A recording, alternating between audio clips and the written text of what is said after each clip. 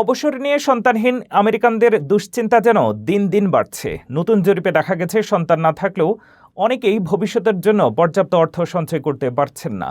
জীবনযাত্রার বাড়তি খরচ, আবাসন ব্যয় এবং লিখিত আর্থিক পরিকল্পনার অভাব তাদের উদ্বেগ আরও বাড়াচ্ছে।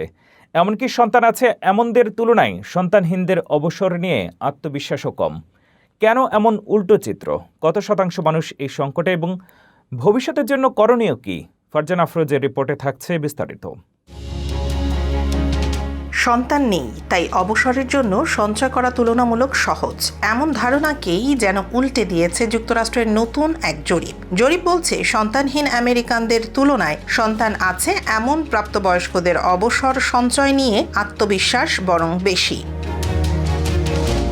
Alliance centre for the future of রিটায়ারমেন্টের 2026 সালের জরিপে দেখা গেছে সন্তান আছে এমন আমেরিকানদের 72% অবসর সঞ্চয় নিয়ে আত্মবিশ্বাসী। বিপরীতে সন্তানহীনদের মধ্যে এই হার মাত্র 52%। শুধু আত্মবিশ্বাসেই নয়, জীবনযাত্রার ব্যয় নিয়েও সন্তানহীনদের উদ্বেগ বেশি। 71% সন্তানহীন আমেরিকান আশঙ্কা করছেন বাড়তে থাকা জীবনযাত্রার খরচ তাদের অবসর জীবন উপভোগের পথে বাধা হয়ে দাঁড়াবে। সন্তান আছে এমনদের মধ্যে এই উদ্বেগ 64%।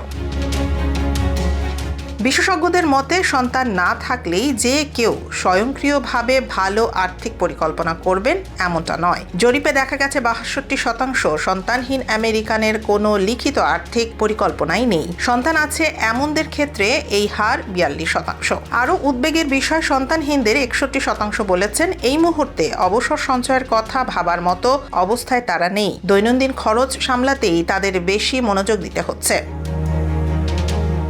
এদিকে সন্তান পালনের খরচও যুক্তরাষ্ট্রে দ্রুত বাড়ছে। 2026 সালে একটি শিশুকে 18 বছর বয়স পর্যন্ত বড় করার খরচ প্রথমবারের মতো $3 লাখ ছাড়িয়েছে। তবে সন্তান না থাকা মানেই আর্থিক নিরাপত্তা নিশ্চিত নয়, বরং পরিকল্পনার অভাব ভবিষ্যতে বড় সমস্যা তৈরি করতে পারে। বিশেষজ্ঞদের পরামর্শ, সন্তান থাকুক বা না থাকুক, ভবিষ্যতের জন্য লিখিত আর্থিক পরিকল্পনা করা এবং নিয়মিত অবসর সঞ্চয় শুরু করাই সবচেয়ে গুরুত্বপূর্ণ।